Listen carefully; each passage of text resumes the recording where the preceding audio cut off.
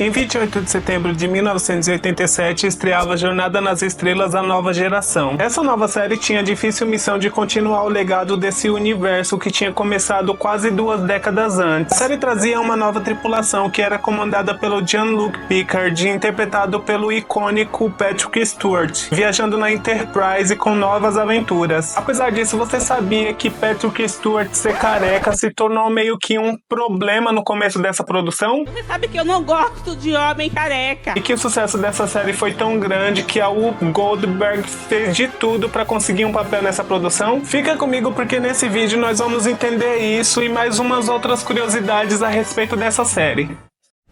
Oi, eu sou o Raoni Soares. E antes de entrarmos de fato na criação da nova geração, é importante entendermos o que rolou depois do final da série clássica em 1969. Um fato certo é que naquela época não havia séries derivadas de outras que conseguiam conquistar grande sucesso, e produções de ficção científicas eram praticamente inexistentes, até porque esse tipo de produção exigia um custo bem alto, muito mais elevado do que uma série comum. Jornada nas Estrelas exige uma construção de cenários fixos muito caros, sem falar dos constantes efeitos especiais que eram exigidos. Só que a verdade é que antes mesmo da nova geração sequer ser uma ideia possível, o desejo da Paramount, que possui o direito dessa franquia, era produzir uma segunda fase para a série clássica. Em 1977, a Paramount decidiu criar uma nova rede televisiva e ela acabou escolhendo como carro-chefe para essa nova emissora a fase 2 de Jornada nas Estrelas. Só que naquela época existia um filme em pré-produção, então eles acabaram cancelando o lançamento desse filme e passaram a desenvolver roteiros que transformariam a ideia em uma nova série. Os cenários foram construídos e o elenco foi todo contratado, com exceção do Leonard Nimoy. Parecia que a segunda fase de Jornada nas Estrelas estava começando ali a ser encaminhada. Só que isso não durou muito, porque a Paramount acabou voltando atrás na sua decisão em criar uma nova rede televisiva, o que fez com que toda a produção dessa série fosse cancelada completamente. Só que para tentar recuperar os gastos que eles já tinham feito, a ideia do filme foi retomada.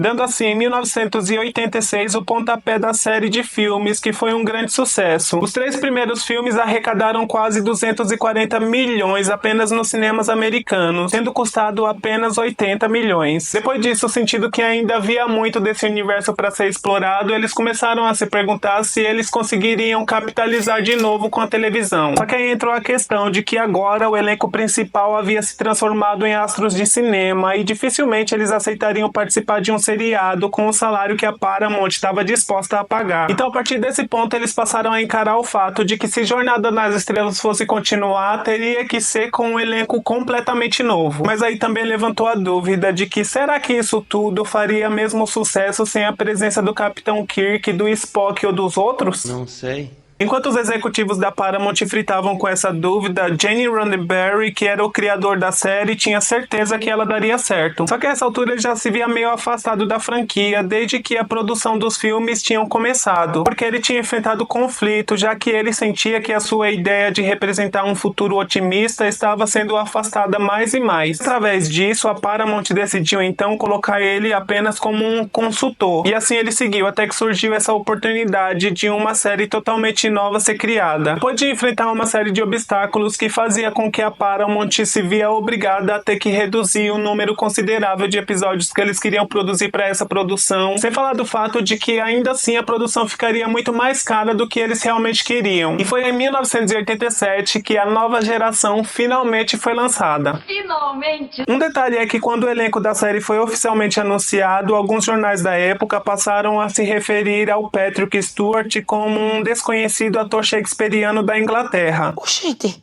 Tanto que o ator Brent Spiner, que interpretava o androide Data, fez um pôster e colocou na porta do camarim e nesse pôster estava escrito: "Cuidado, desconhecido ator shakespeariano da Inglaterra". E vale ressaltar também que a escalação do Patrick para o papel principal deixou o autor da série um pouco desconfiado. Isso porque na cabeça dele o capitão da nave tinha muito cabelo. E por conta disso o Patrick chegou a usar até mesmo uma peruca no primeiro encontro com os executivos da Paramount. O ator foi totalmente aprovado pelo pelos executivos, mas eles fizeram uma ressalva de que ele nunca mais colocasse aquela peruca ridícula. Por fim, com o lançamento da série e pro esclarecimento de qualquer dúvida da Paramount, a produção repetiu o sucesso estrondoso da primeira. Patrick Stewart se tornou um nome completamente marcante nessa franquia, e a série também mostrou que Star Trek era muito capaz de se manter além do Kirk e do Spock. Mas só que infelizmente a gente sabe que nem só de flores vivem essas produções, porque parecia que existia profissionais que estavam meio insatisfeitos com o desenvolvimento que os seus personagens estavam ganhando, fora todos os outros problemas que a produção enfrentava. Como, por exemplo, na primeira temporada, a Enterprise ainda não tinha um engenheiro-chefe definido, e o personagem Worf se mostrava bem perdido na ponte, sem uma função específica que combinasse com o seu estereótipo Klingon. Então eles sabiam que eles tinham que solucionar esses problemas para a próxima temporada. Com isso, o personagem LaForge foi promovido a engenheiro-chefe, enquanto Worf, por sua vez, passou a ser o chefe de segurança, substituindo a Tasha, que acabou morrendo no episódio 22 da primeira temporada. Mas como eu já falei antes, existiam outros profissionais que se encontravam insatisfeitos. Esse foi o caso da atriz Gates McFadden, a Dra. Crusher. Mas antes de falar sobre isso, eu já quero pedir pra você deixar o seu like se estiver curtindo o conteúdo, porque isso é extremamente importante pro engajamento do meu vídeo.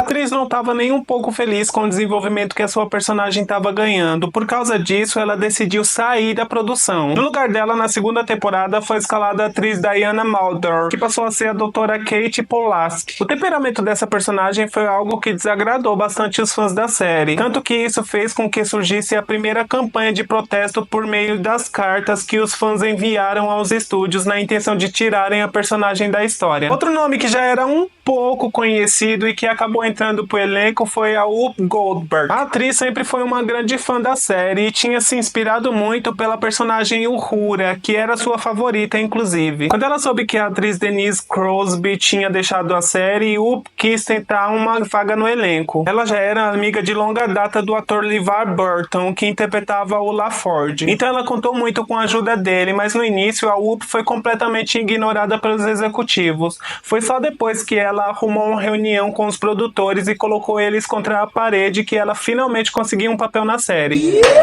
Na cabeça do Roddenberry, o personagem da Whoopi tinha sido pensada por ele como um alienígena extremamente esquisito do sexo masculino. Mas é claro que isso acabou sendo adaptado para se encaixar a ela. A nova geração fez história ao se tornar a única série sem nenhuma emissora a ser indicada ao Emmy de melhor drama. Nos Estados Unidos, ela era exibida por uma série de canais chamada de Southcation, que também transmitia séries como Xena, A Princesa Guerreira, O Mundo Perdido e Baywatch. Só que apesar de todas elas serem um enorme sucesso, apenas Star Trek conseguiu esse feito. E ao longo de todos esses anos, ela ganhou nada menos do que 19 estátuas em categorias técnicas do Emmy. Ah, que se tirar o chapéu. O episódio intitulado aqui no Brasil de Tudo Pela Causa se tornou o episódio mais controverso de toda a série. Isso porque nesse episódio a tripulação lidava com terroristas separatistas de um planeta, o que fez com que o enredo desse episódio fosse muito criticado por isso. Tanto que ele foi completamente censurado na Irlanda e voltou a ser transmitido somente depois de 15 anos depois da primeira exibição. Ai, meu Deus!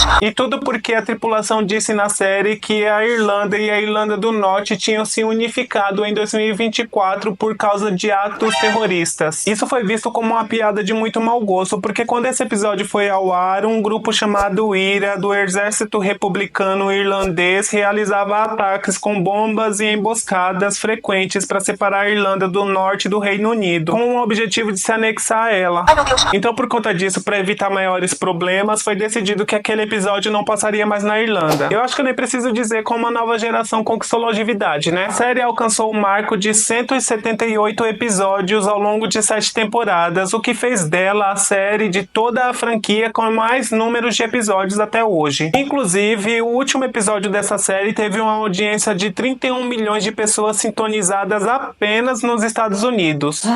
E, na verdade, as intenções dos criadores não era parar por ali, só que existia algumas forças maiores que tinham planos um pouco diferentes. Isso porque a Paramount, de novo inventando moda, queria usar o elenco da série para produzir filmes focados na Enterprise. Outra vez? O que de fato aconteceu, resultando aí em um total de 4 filmes da franquia. O primeiro filme foi Jornada nas Estrelas Generation, lançado em 1994. Em 1996 foi lançado Jornada nas Estrelas Primeiro Contato. Já em 1998 foi lançado Jornada nas Estrelas Insurreição. E o último filme dessa leva foi lançado apenas em 2002, sendo ele Jornada nas Estrelas Nêmesis. É impossível negar que tanto quanto a série clássica, Jornada nas Estrelas Nova Geração teve um grande impacto e importância em toda essa história da franquia. Ela serviu para mostrar que Star Trek, a partir daquele momento, tinha alcançado um novo patamar e se sustentava apenas com histórias completamente distintas, sem se prender em personagens icônicos que já marcaram a franquia antes. E por mais que não tenha sido pensado como um homem careca, Não gosto de homem careca. Patrick Stewart fez um trabalho completamente primoroso com o Picard, tanto que ele se tornou um personagem quase tão marcante quanto o próprio Kirk e o Spock. Tanto que em 2020 o personagem acabou ganhando uma série para chamar de sua, tanto que ele trouxe de volta até mesmo personagens que eu amo bastante, como foi o caso da 7 de 9. Mas e aí, você já sabia sobre todas as informações que eu trouxe aqui? Deixa aí nos comentários que eu quero muito saber. E se você chegou no meu canal através desse vídeo, já se inscreve se curte conteúdo sobre séries, filmes, desenhos e quadrinhos. Além do mais, eu já tenho outros vídeos sobre Star Trek aqui no meu canal, inclusive com uma playlist só pra eles. Vou deixar ela aparecendo aqui na tela pra você poder ir lá conferir. E nós nos vemos na próxima. Tchau!